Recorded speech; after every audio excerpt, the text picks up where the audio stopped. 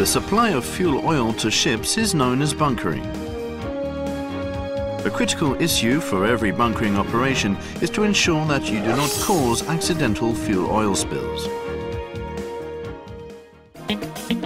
Not only do fuel oil spills severely impact the marine environment, including ecosystems for aquatic life and seabirds, but they may also affect our human living environment. Therefore, we should pay utmost attention to preventing accidental fuel oil spills. Most accidental oil spills occur during bunkering operations. Some can be blamed on mechanical failure, such as hose connections between the bunker, barge and ship that may break during rolling or pitching when a vessel passes in the vicinity. But the most frequent causes are human errors, such as an inadequate bunkering plan, simple mistakes, a lack of knowledge of bunkering best practices, communication barriers and incorrect tank sounding. The purpose of bunkering is to safely deliver to the vessel fuel oils of specific types and characteristics and in agreed quantities within a designated period of time. Most bunker suppliers are scrupulous, but some are not. In cases of short quantity bunkers or deliberate undersupply of fuel have been known to occur. As with the case of oil spill prevention, proper measures such as monitoring of bunkering operations should always be taken. All ships must maintain the capability to respond immediately to an oil spill accompanied by fire. The purpose of this DVD is divided into two parts: to explain the fundamental procedures for ensuring the delivery of fuel oils of the required quality and quantity, and to ensure that bunkering operations are safely accomplished without causing environmental pollution due to an oil spill and/or fire.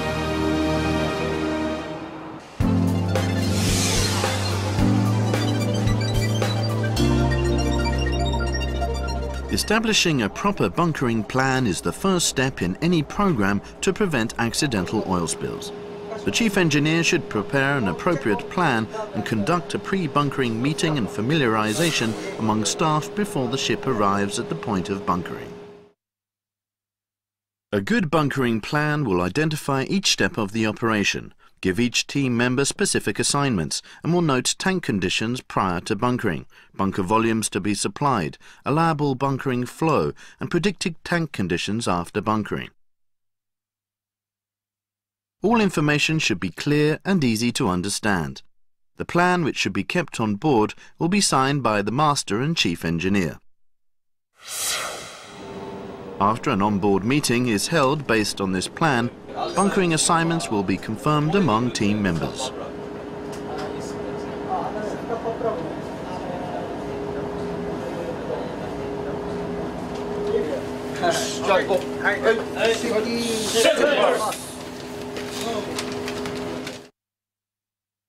Always try to avoid the mixing of different types of fuel oil to prevent incompatibilities that may create sludge which can block or damage machinery and equipment.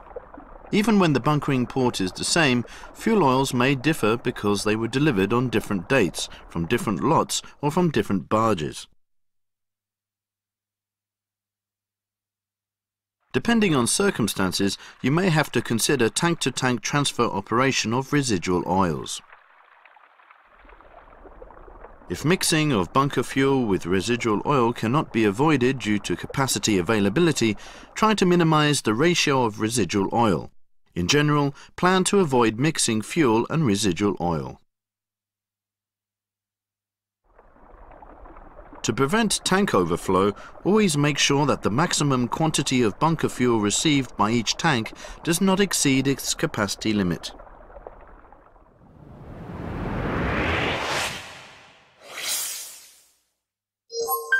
IMO MARPOL 7378 Annex 6 and EU Directive 2005/33/EC emission control regulations limit the sulfur content of fuel oils.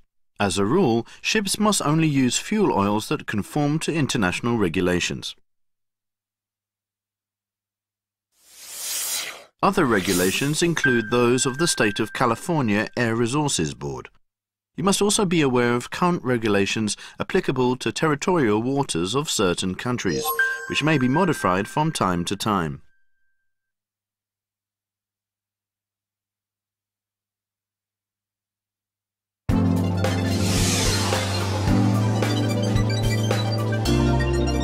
Now let's look at the preparations to be taken before bunkering operations begin.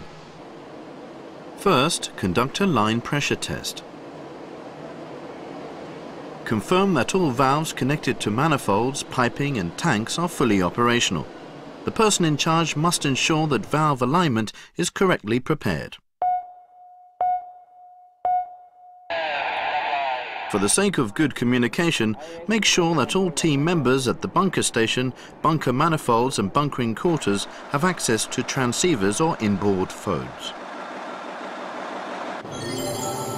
If communications equipment is not sufficient or cannot be used, all team members must know how to use hand signals and whistles properly. Here are some examples of hand signals.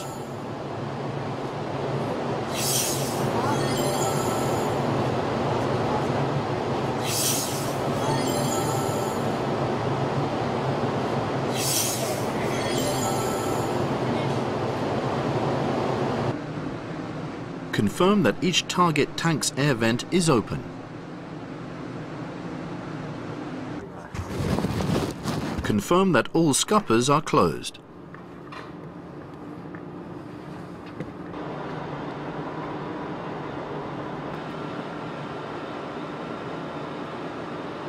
Close the bunkering station's drain plug. Hoist a B flag or other appropriate warning signal or a red light on the mast at night time. Prepare a sounding tape. Also prepare a tank table. Attach sampling equipment to the ship's manifold to prepare for sampling. Place empty drip trays underneath hose connections. Also attach a pressure gauge and thermometer to the bunker manifold.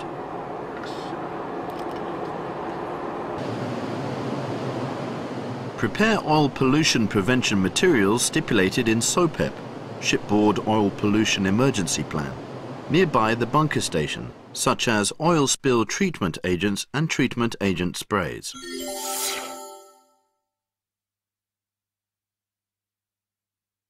Waste cloths.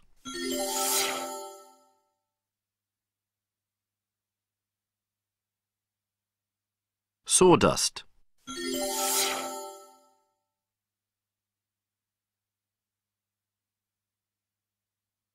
Oil absorbents.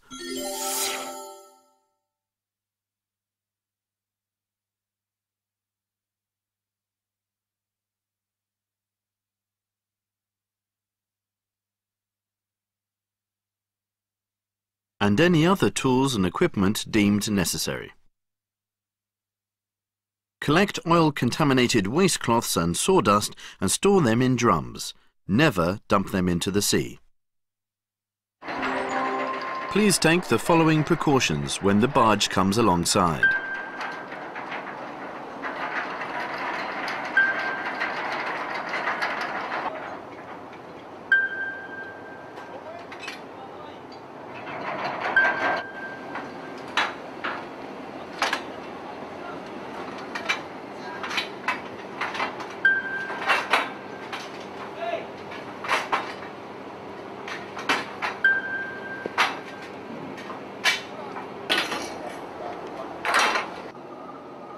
On the barge side, where necessary, the barge crew can deploy an oil fence around the barge to prevent spilled oil from spreading into surrounding waters. The ship's crew now conducts manual sounding of the receiving tanks and all other bunker storage tanks. The fuel transfer pump should not be in use during bunkering operations.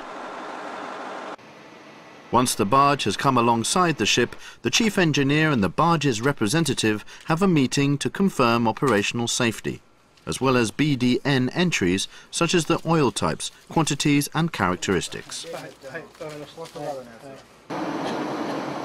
Then the ship's representative will go to the barge. To prevent short quantity bunkers, the ship's representative should supervise sounding of the barge tanks before and after bunkering. Direct supervision is essential to ensure that the designated quantity of bunker fuel is supplied. Confirm that the sounding tapes to be used function properly. If they are illegible, kinked or spliced, use the ship's sounding tapes.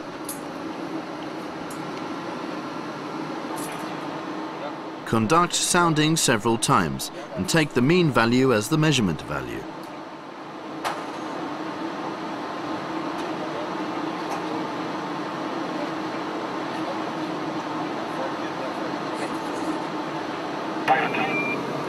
Remember to record the barge draft, trim and list.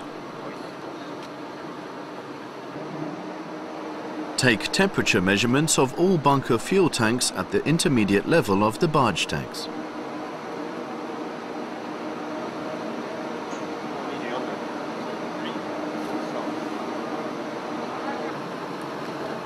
Confirm that the barge tank table is a version duly authorized by a public organization. Even if the measured figure is 0 centimeters, confirm the quantity in the bunker tank with the barge's tank table. Zero sounding may not be zero volume in the tank. Residual volume may be substantial for multiple tank deliveries. Connect the barge hose to the ship's receiving pipe.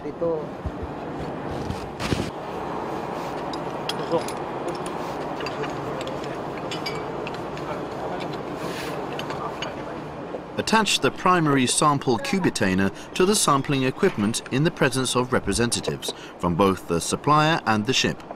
Finally, attach a tag to the cubitainer, then seal it.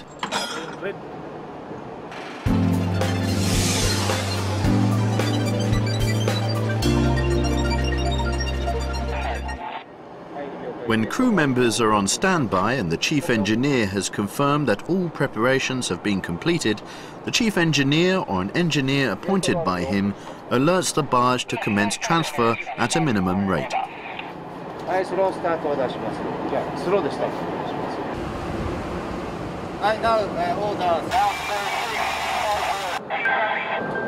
Confirm that no oil is leaking from the related piping, including hose connections and valves.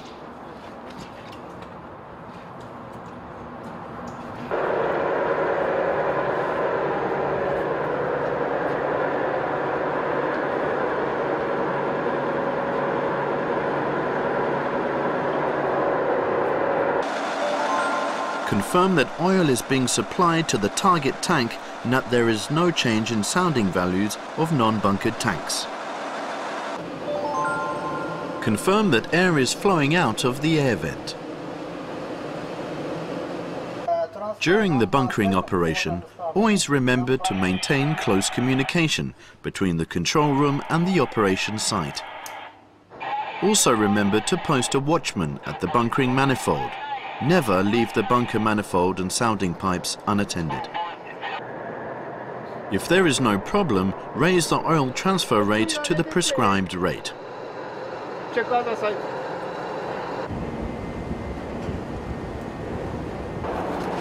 Keep watch on bunkering operations at all times, including on the opposite side of the bunkering station. Start continuous drip sampling. Use a flow control valve to regulate dripping. Then seal the valve to prevent its manipulation throughout the bunker delivery process. When readjustment of dripping is necessary, unseal the valve in the presence of representatives from both the supplier and the ship. After readjustment is completed, affix a new seal to the valve. Take the following steps when switching from one receiving tank to another during the bunkering process. First, lower the bunker oil transfer rate after informing the barge to that effect. Fully open the intake valve of the tank to be switched to. Confirm that air is flowing out of the air vent.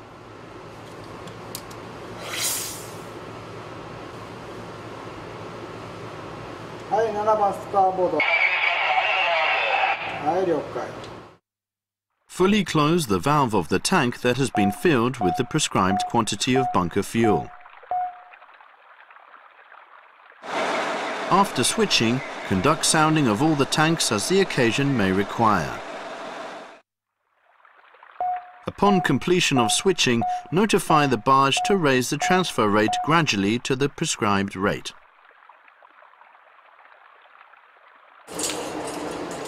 Conduct all tank manual sounding at regular intervals as stipulated in the bunkering plan. Note that marine diesel oil, MDO, and marine gas oil, MGO, are less viscous, and therefore pitching and rolling of the vessel will lead to false level readings. When sounding these types of fuel, do so when the ship is in calm seas.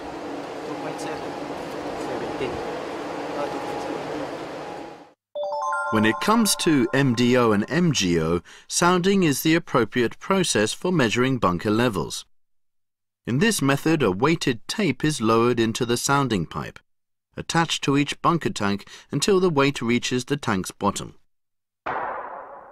To ensure accurate sounding, the height between the upper end of the sounding pipe and the tank bottom is clearly marked around the pipe.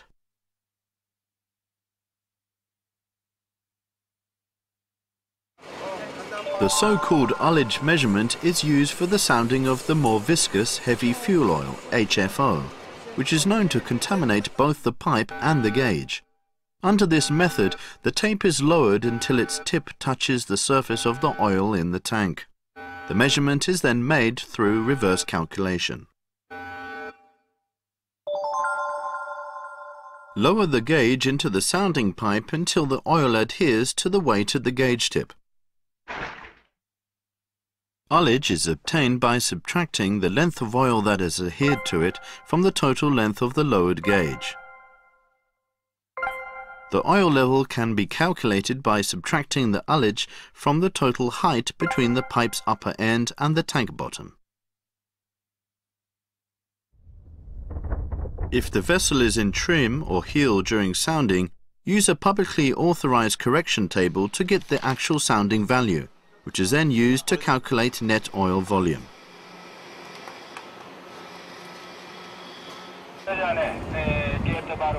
Lower the oil transfer rate to minimum, then close the sampling equipment's flow control valve immediately before the last tank tops off. Before conducting line air blowing, confirm that all sounding pipe caps are closed. Also confirm that sufficient space is left in the airblow target tank.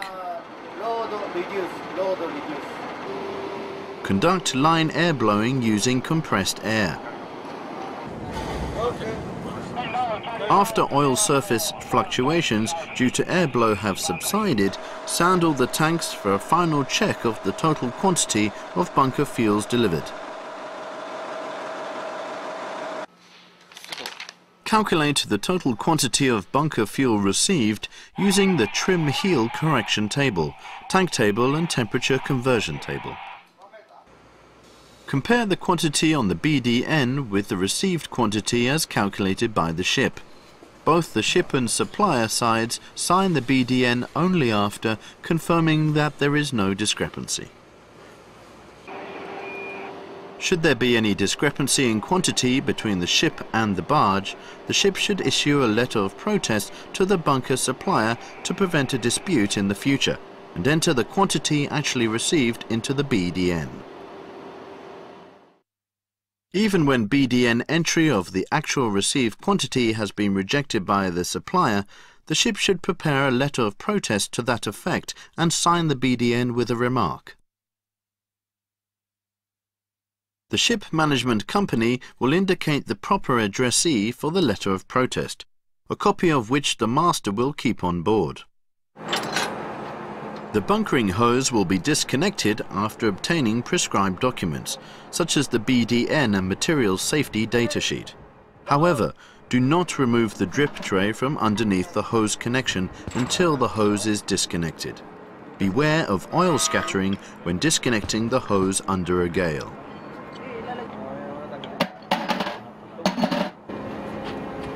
Disconnect the hose. Return all line and valve operation from bunkering mode to normal. and set the transfer pump back to auto. Keep a record of the bunkering operations in the oil record book and logbook.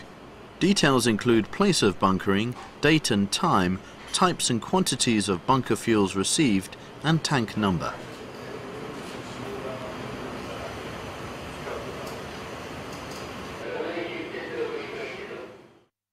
Also enter the information into the MARPOL sample history and keep it.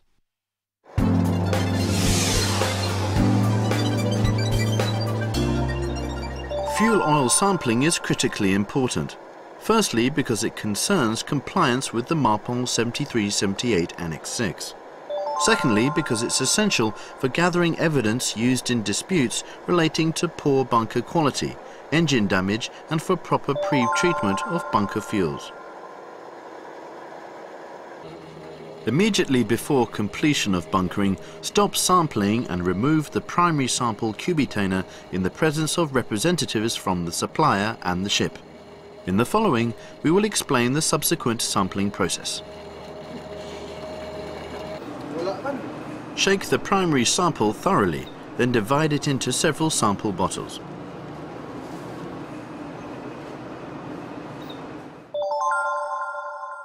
These are retained or official samples, one each for the supplier and the ship, and one as proof of sulfur content as required by MARPOL 7378 Annex 6. A final sample may be required under local regulations, such as SS 600. Also prepare a private sample if necessary. The chief engineer and the supplier sign each sample label after confirming its accuracy.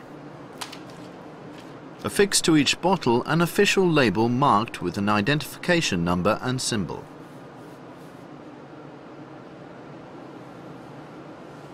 The retained sample must be kept on board for at least 90 days following complete consumption of the bunker fuel. It will be used as evidence if doubts arise about the fuel's characteristics. In compliance with MARPOL 7378 Annex 6, another sample must be retained as proof of sulfur content for at least 12 months following the date of bunker delivery. Samples must be kept in safe, cool places away from direct sunlight. They should not be kept in living quarters. The BDN must be retained for 3 years from the date of bunkering. You must always be ready to present the MARPOL sample history of the samples when required during inspections. Short quantity bunkers is a frequently encountered problem. A typical example of this problem is cappuccino bunker, or fraudulent under-delivery of bunker fuel, wherein air or chemicals are injected into the fuel, causing it to foam and artificially increase its volume. The crew that has received cappuccino bunkers will discover the under-delivery only after the bubbles have disappeared. To prevent cappuccino bunkers, make it a habit to bring the supplier's attention to this problem during the pre-bunkering meeting. Then uncover the barge's access opening to visually confirm that bubbles are not being generated in the bunker fuel tank. And check that bubbles are not found on the tape during sounding. Do not disconnect the hose until you have confirmed that the oil surface level has stabilized.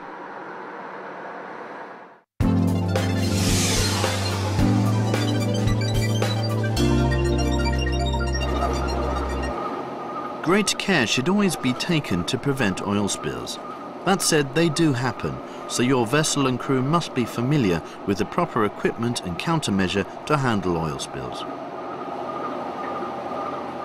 If oil has leaked onto the sea surface, an oil fence is deployed to prevent the spill from spreading. An oil fence has floats and physically surrounds the oil spill. If possible, lay out oil fences around the ship and the barge prior to bunkering.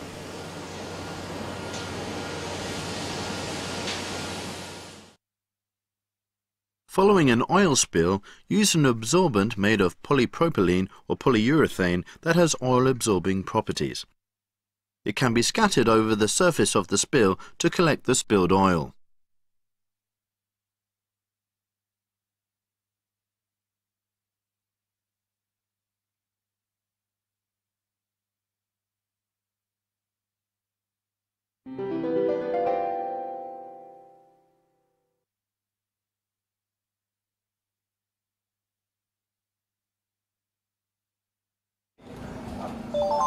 An oil treatment agent, a mixture of surface active agent and solvent, is scattered over the oil for emulsification or diffusion and thus facilitates its natural attenuation. However, permission from the authorities concerned is required before an oil treatment agent can be used.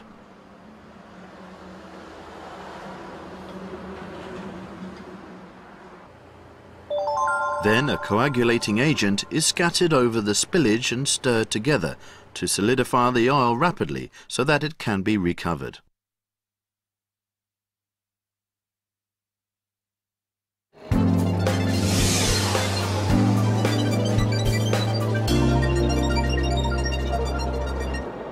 To prevent oil spills, it is vitally important that every member of the crew must recognize that marine pollution can severely damage the natural environment, as well as our daily lives.